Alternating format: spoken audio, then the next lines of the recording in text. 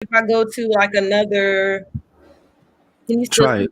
Let me see. Get. Yeah, like I'm on Facebook on my laptop. I just want to make sure that the video is not pausing while I'm doing that. Oh no, I still see Okay. you. I All still right. see Cool. you. Cool. All right. That's what's All up. right. So we live now. We live. All right. What All up? right. What's good? What's good, y'all? It's your boy C Class and it's FCC TV. You can't stop a moving culture. Y'all hear that? You can't stop. It's impossible. Ow. Today we have a special guest coming in live from Atlanta, Georgia. We have Key Turner, a hip hop recording artist. So Key, I tell people this. How they say it, your 15-second presentation, your elevator speech. So if they don't know who you are, tell them who is Key Turner. What's up, y'all? This is Key Turner, boom bap MC, born in Jacksonville, Florida, raised in Virginia Beach. Been doing this a while, and I'm just a lover of the culture, man. Lover of the culture, all about the bars. You know what I mean? So I'm just out here doing my thing. I've been doing it since I was like 13. So yeah, I'm just moving forward. Excited to be up here and talk about this new single. Yeah. We definitely get that new single too. We're gonna get some bars too. We definitely need some fresh bars a cappella before we go. But when we about to get started, somebody shouted you out in the group. Definitely shout out to Key Turner. Question, right? You say you're from Jacksonville, Florida. Then you made your way from Jacksonville to Virginia.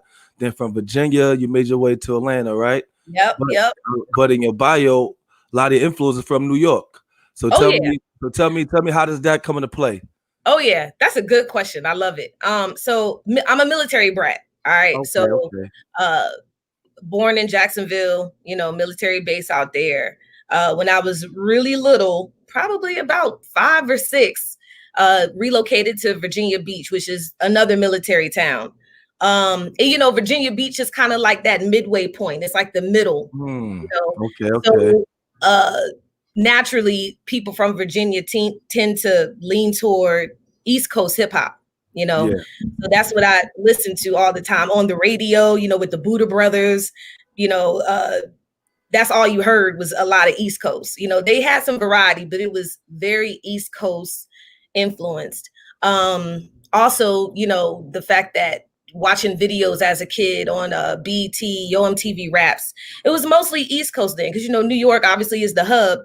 Yeah. So my influences are mostly East Coast for sure. I grew up listening to Big Daddy Kane, MC Light, of course, Latifah, you name it. So yeah, the New York rap is my number one influence, aside from my brother. I mean, he used to rhyme around the house, and everything we did was based off of New York MCs. So yeah. So where did you create your first record at? What state did you create your first record? It was in VA. It was in VA. I was down with a crew called Black to Basics, and they were from New York. They had relocated to Virginia, and a lot of people that live in VA, a lot of the East Coast cats, they relocated from New York. So VA was like a big spot for us. That was like an even ground for a lot of New Yorkers. So they were from New York, and I was probably about 15 at the time when I did my first record. I was a part of a group, all-female group. We were young. We called ourselves the Funky Adolescents. Okay. But I was mostly singing then. Singing. But then I really wanted to get into rhyming because it just, I don't know, something about rhyming just overtook me. Like I still sing. You'll hear a lot of singing elements still in a lot of my music. But yeah, rhyming is definitely the majority in my heart to do. So, but yeah, my first record was done with Black to Basics. I was in a group called Funky Adolescents, and gosh, I wish I could remember the name of the studio. I see it in my head. I just can't get the name. I think his name was Mac Studios or something like that in Norfolk. And that was my first experience recording. Did a lot of shows with my group. We did like stuff for like Teddy Riley, because TeddyRiley, again, from New York, settled in VA, had studios, and he would do like a lot of different talent showcases and whatnot. So yeah, I got my stage performance from being with my group and performing all the time. Like shouts out to Born to Be from Black to Basics. He really helped me hone my skills. You know what I mean? So yeah, first record done with my childhood group, funky adolescence, running around looking like a TLC rejects. With the you know, like find a way to make it happen. We had a lot of fun. So my next question is, when did you discover that you wanted to rap the boom bap style? Like, when did that come into play? Like, all right, from singing, now I want to rap. What's my rap style? What do I want to flow with and go with? Yeah, so all right, again, one of my other major influences was my older brother, Triple M. Shouts out to Triple M. That's my best friend, my blood brother. He was a hell of an MC. He was an artist. He was the first artist out of the family, aside from my pops. My pops used to play guitar. He would come home, plug in the amp. He'll just let us get the mic and go. You know what I mean? So my brother, from a musical family. Yeah, so my family is musical. So when my brother would grab the mic, he would just start going in. Okay. And he wasn't doing like covers of anybody else's songs. I realized like, this is original. This ain't on the radio. He wrote this. I'm like, bro, how are you doing that? How are you doing that? And then he was just like, yo, little sis, is just, you know, this poetry, just rhyme. You got to do it over the beat. So he kind of, yeah, he brought me up in that. And then just being the little sister and, you know, I'm just in awe of my big brother. And I'm like, I want to rhyme too. So then I created my first rhyme and I wrote it out and I went to him and I said, is this how you're supposed to flow? Yeah. And when I did it, he was like, yo, you got this shit. Can we curse? I'm sorry. Yeah, yeah. You got this shit. You need to keep going, keep writing. This is really good. Like, yeah, so he really encouraged me to start writing. And then the more and more I started writing, the more and more I fell in love with just writing rhymes. I would turn on In Vogue, Never Gonna Get It. And, that little space that was it was somewhere in the middle or at the end, I wrote like, you just on remix, exactly. Okay, all right. And he let him hear it. And he's like, wait a minute, this is really good. Like you bought it together, like legit bought it together. That's dope. So yeah, I just started spitting from there. And then from then on, it was over. And at first I wasn't Key Turner then. My brother actually gave me the name Jagged because when I started to write, I was real like fast. Okay. Real fast. Like you had to listen in, not the words, twisted type stuff, but like how Jay-Z and them used to do it a little bit back in like that. Real fast. Like dive effects and them skiing them, yeah. Perfect comparison. It was fast and it was real jagged. He was like, man, you should be called Jagged. Matter of fact, he gave me and some of my friends our names. He would like listen to us and then determine based on how we flow and how our personality was. He was like, yeah, you're problem child because you always into some shit and you're point blank because you get right to the point and you jagged because you be cutting it up with the flows. You just all in the cut. You just cutting. I'm like, I like that. So I call myself Jagged Edge specifically for a while. And I didn't become Key Turner until about a good 5 years ago, honestly. I just changed it up because as an artist, you're always supposed to evolve. And I feel like there's a lot of power in your name. And the way that I spelt it was a little unorthodox. And I felt like it was just time for a change. Like I'm a whole adult now. I'm grown. I'm more mature. And I wanted to use my name. So I just took, part of that, my name, Markeisha, Key Turner, opening doors. People say, yo, man, every time I hear you, you get me open. I'm like, yeah, Key Turner. That's a good ass thing. You know what I mean? So I'm rolling off of that. But that's it. Like I'm Key Turner. Yeah. All the way down.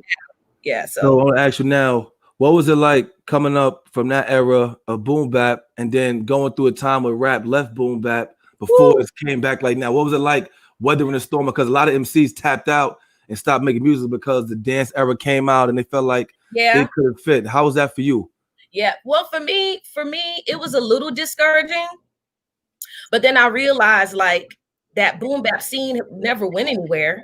It just went way more underground. Yeah, when MySpace came in, that's when you kind of found people that had your similar sound. And it's like, oh my God, we're here. We're here. where everybody we're like, they ain't going nowhere, you know what I mean? Because I met so many people on MySpace that had a similar sound to mine. So that MySpace really encouraged me because I was able to find artists doing the same type vibe, you know, not sounding the same, but just that, you know, that gritty, raw lyric. Bars, you know what I'm saying? So it only discouraged me a little bit. But then when I realized, like I said, MySpace came into play and everything that you thought kind of went silent it opened up the world again to be like, hey, nah, ain't nobody going nowhere. We just here doing it on a more underground level. And I'm just gonna keep on going. So yeah, I never stopped. I just always stuck with that sound. Even though I like to venture out and try new things, you know, I was like, I'm sticking to that. And it proved to help too, because people look for that consistency. Yeah. They like for you to venture out, but again, they want you to stay consistent within your lane. And I think that's what's really helped me to keep on going with the sound. So speaking of venture now, what you've collaborated with different artists of different sounds. Did you have to change your flow, change your content and lyrics? Like, speak about that. How was that for you? Well, not really. A lot of collaborations that I've done, people pretty much are like, yo, we just want you to do you. Okay.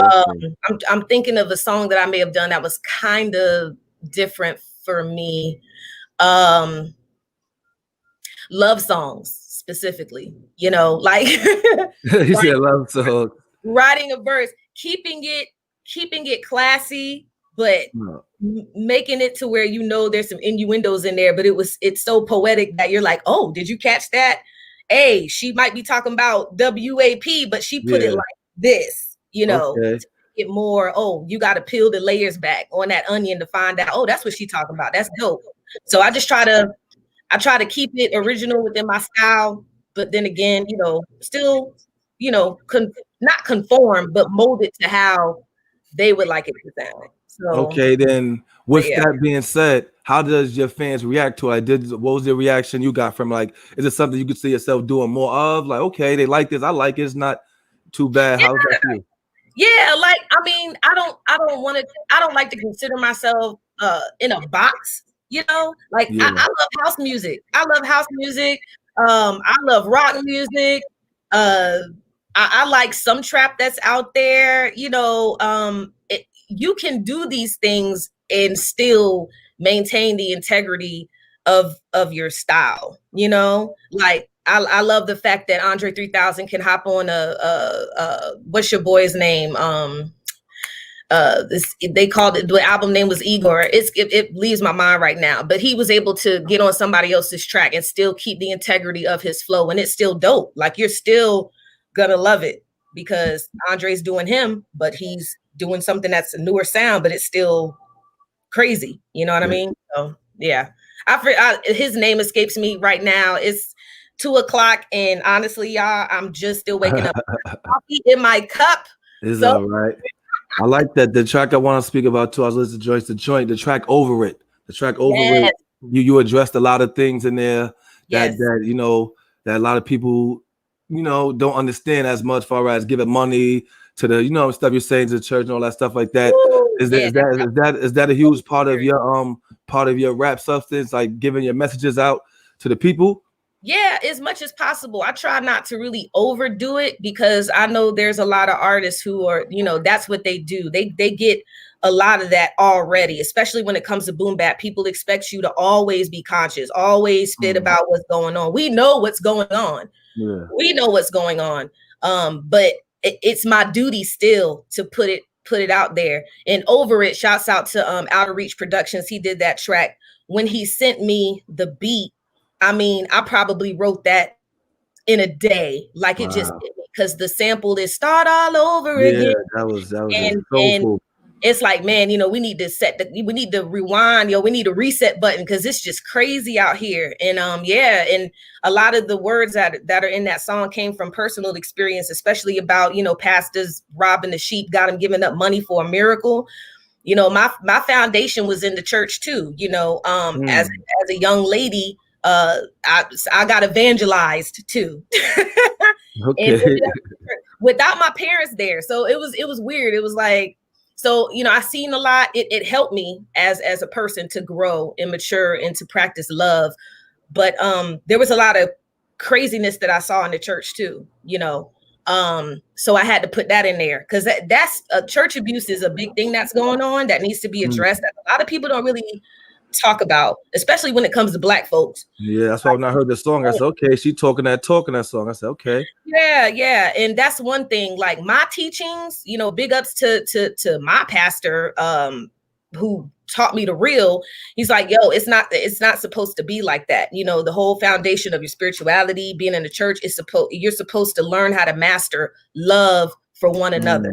It's not about getting money and, oh, come on up in the line. You got $50. I'm gonna give you a prophecy. You got $50. I'm gonna touch you and you're gonna be healed in Jesus' name. It's like, God don't require all that. So I had to put that in there, because that's real. There's so many pastors out here that get into it. They don't even have love in their heart. They just want the money. It's all about the money for a lot of these churches. So yeah, of course, the obvious with Over It is talking about, the injustice with Sandra Bland. Now we got Breonna Taylor. Oh man, yeah. It's an outrage. Like I was literally welling up with tears last night. Like I can't believe it. It's just Over It is just it just talks is the real. Yeah. Like, I'm over it. It's a broken record, and we need to change the damn song. Like seriously, definitely. Like how many more, yo? I don't get it. It's wild, man. It's wild. Yeah. Before we get into your latest song, I want to get the other song, Way Over There.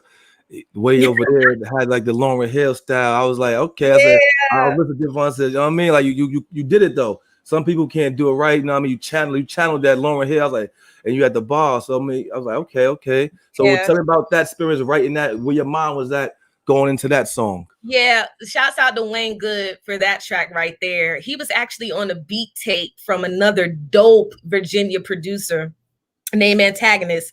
He would drop these beat tapes where it was a collaboration with not just him, but other producers from the VA area and from wherever, but predominantly Virginia. So of course I'm listening to Antag because he's dope. And so I'm listening. I get down to Wayne Good's beat and I'm like, yo, I know this is on a beat tape, but I need this because it's fire. So I hit up Antagonist. I'm like, yo, do you think I could holler at your boy about this track? Like, what's going on with it? He's like, no, go for it. Contact him, spit it. So we connected the dots on that. And when I heard it, I instantly, sometimes when I get a track, the concept will instantly just come to me, and that's how I know I got something too. For me, that's like an indicator where it's like, okay, we got my bones, the chills, I'm feeling my goosebumps, and I'm like, ooh. So I instantly started keep way over there, just with the beat flows. I'm like, ooh. And at the time, because a lot of stuff that I write is real life shit. I was in I wouldn't even call it a relationship. I would call it a situationship. Entanglement. Which we've all experienced, at some time or another in our adult lives. And I'm like, you know what? I'm going to talk about, these people who try to come into your life and try to keep their claws in you and drain your energy when when it comes down to it, they ain't really trying to fuck with you. You know what I'm saying? So I was like, yeah, tell them to keep it way over there. Keep it way, way over there. And so I was thinking about my situationship, and it gave me some good bars. Yeah, that was dope. That was dope. It's like everything in life has a purpose. It's like, okay, if it was meant for you to come into my circle and drain my energy for me to come out with a dope ass song, okay. Yeah, I'll take that. Yeah, I'll take that. Yeah, right. It's a good exchange. Yeah, and so, then it makes a lot of people relate to you because I can't tell you, especially how many not just women, but men too. They're like, yo, they reposted like, man, tell her to keep it way over there. And I'm like, that's oh my God. Dope, though. That's dope. Thank you. How do you feel about Rap City? Like, she's from the boom bap era. She signed with Jay-Z. How do you feel about that? Is that like something great for y'all? Like, you know what I'm saying? She's like a woman that made it to Jay-Z, still rapping boom bap. Absolutely. Big ups to Jay-Z for that, because we need that. We need somebody that's kind of in that mainstream to show that there's more than just one style, especially for the younger people coming up. They need to know, because it's way different from when we, I don't know how old you are, but I mean, I got some wisdom on me. I got grays in here. These braids is hiding it, but they in there, baby.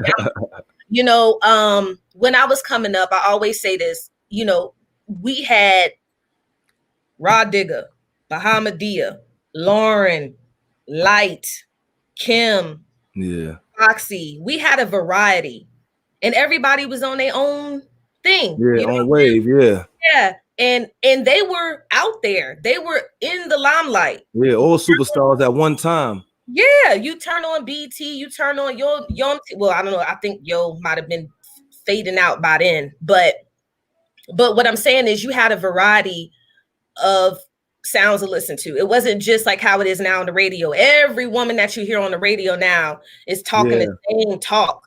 And you know, my thing is people be like, well, how you feel? You think they should stop? No, we don't need them to stop. Yeah. We need to balance it out. Exactly. Yeah, to balance it out.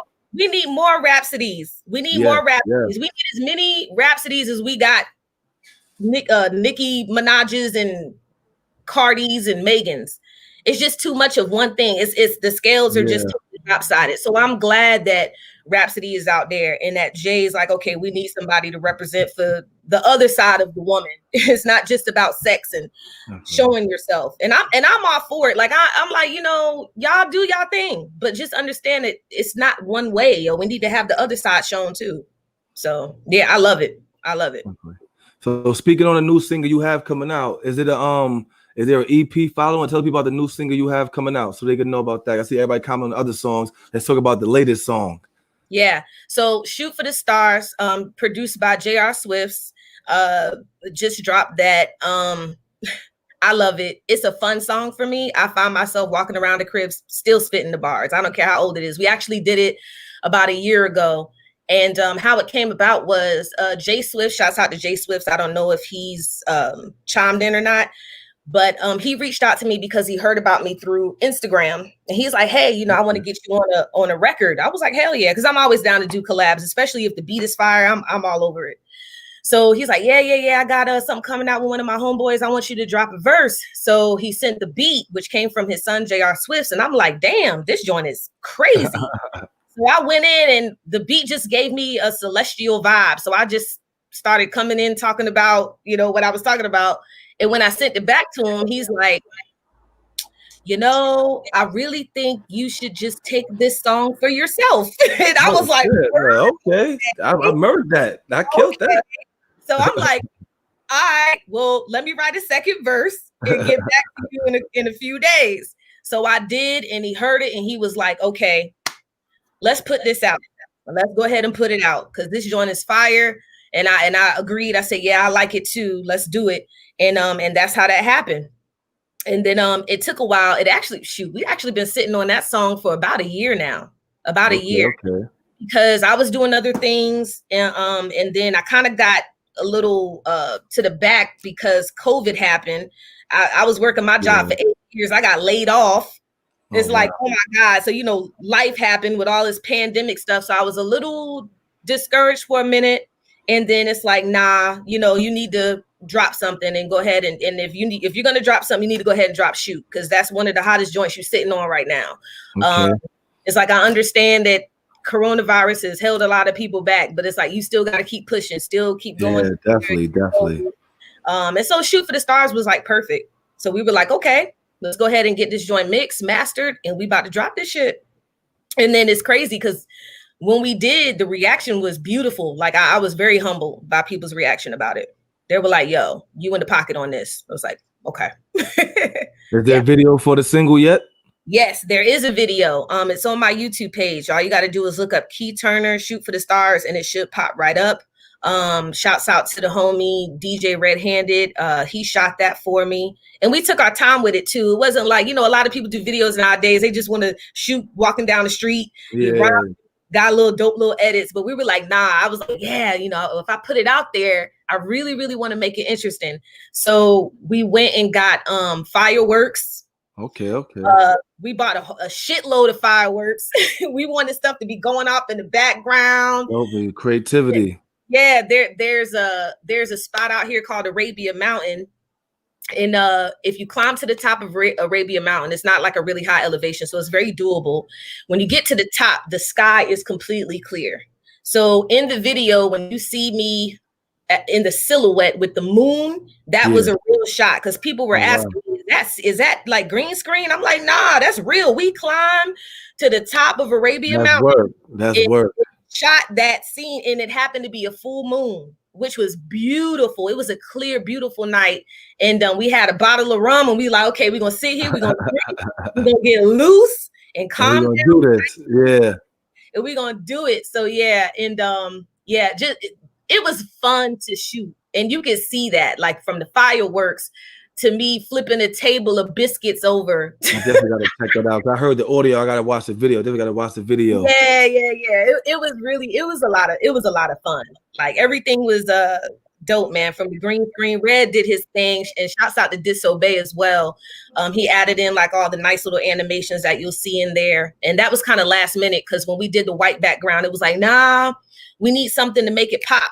And he's like, oh, let's do some animations, blah blah blah, and it really came together. Like, that's great to have a great team like that. This is one of the videos that I'm very, very proud of. And then I got to shout out Ultra League Studios, because they allowed us to use the green screen and the white screen there, and that's my second home base right there. Like, they got everything: studio, radio station, film room. So I'm like, okay, I got to come in here and do some damage real quick. Definitely. But yeah, video is fire. I'm so proud of it. So in this new age, digital age, where everybody doing things that sells, labels is falling apart, some restructuring, what do you feel would be the best way you feel to go in mainstream, far as a major label, independent with your own team? Like, where you going with this, with your career, you feel would be best for Key Turner? Definitely independent with my own team. I would like to maintain the creative control. You know, I don't want nobody saying, oh, we own your masters, or, you know, you got Kanye out there, the headline just be talking about giving 50% of the masters back or something like that. Wrong, but I'm like, I don't want to go through that. I don't want to be a Big Sean saying thank you, that'll help. Like, what? Like, you make this. I don't know, man. It's wild. I definitely want to remain independent, doing stuff like this. I don't mind. You know, my heart is more on the culture. I just love to do this shit. You know, I came to terms a long time ago that if I don't never make $1 million, you know what I mean, it's fine, as long as I'm still passionate about this hip hop shit. I'm going to do it. I can't foresee myself never stopping because, oh, I didn't get that deal, or I didn't get that deal. I'm gonna keep making music. Regardless. So I'd rather just stay independent. And I hear so many horror stories about major labels and deals and stuff. And it's just like, why? Like, when I was younger, that was like the thing. Everybody wanted to deal, you know, and it's kind of like this facade of that's the big thing. And then you find out this shit is nothing but a loan that you have to pay back. And you're only really making your money off of these shows and stuff. It's like, I might as well stay independent and have my own booking agent and find my own producers and drop shit like that. Definitely. Mainstream and major labels, it doesn't appeal to me anymore. It just doesn't. It's like, ugh. I want to have fun with it. Once it stops becoming fun, you don't want to do it no more. That's why so many people just kind of fade off. Like, I don't want to do that shit, man. That shit was terrible. My experience is that I don't want that to happen. I got too much love for the art, you know. Out of your top female MCs that you have in your bio, which one would you feel you go toe to toe in a battle? Not like this, but a battle, no, old school battle versus picture bars. I would have to say the Queen, man. Ooh, okay. And how you think you'll hold up? Be honest. I ain't gonna say I hold my own.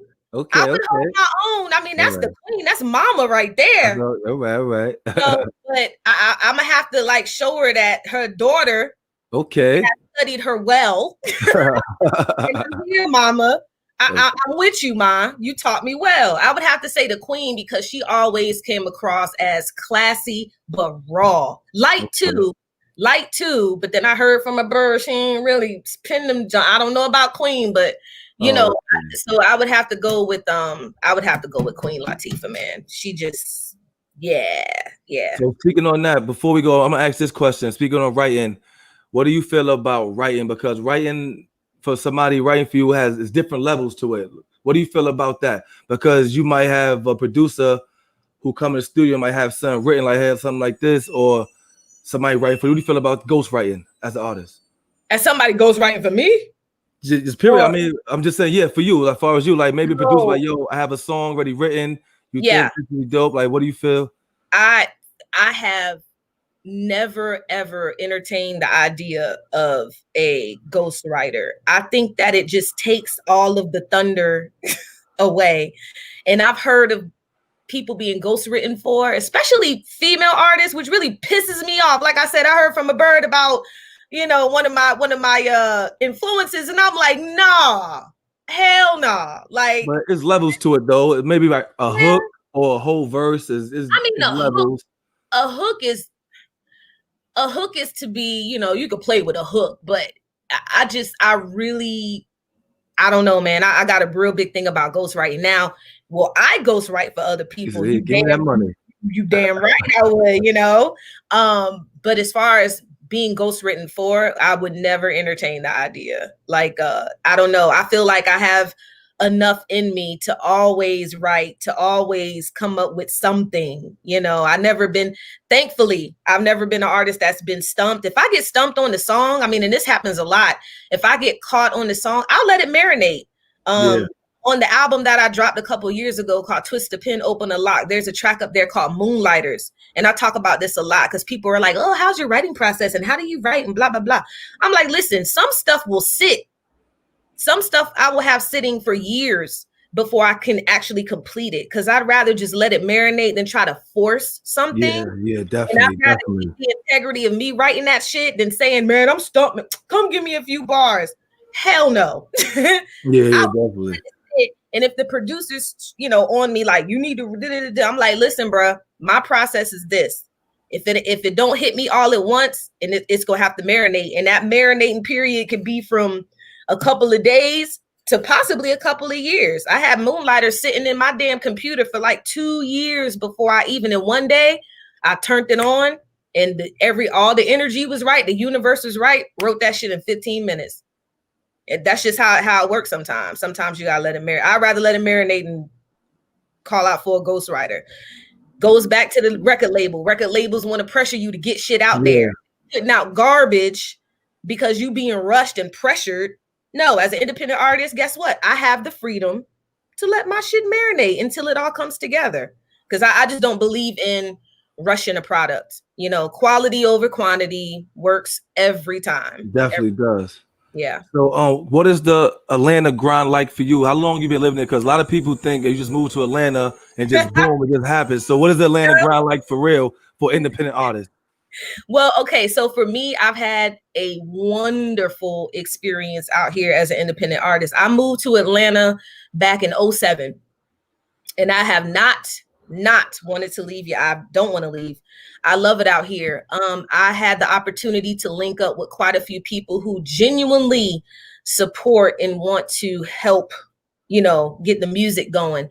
And so the grind for me has been beautiful, actually. There was a point in time where I kind of stopped a little bit because of life happens. And once I got back into it, I started blogging other artists and looking at other artists and putting them on a podcast called I'm Classic Hiphop.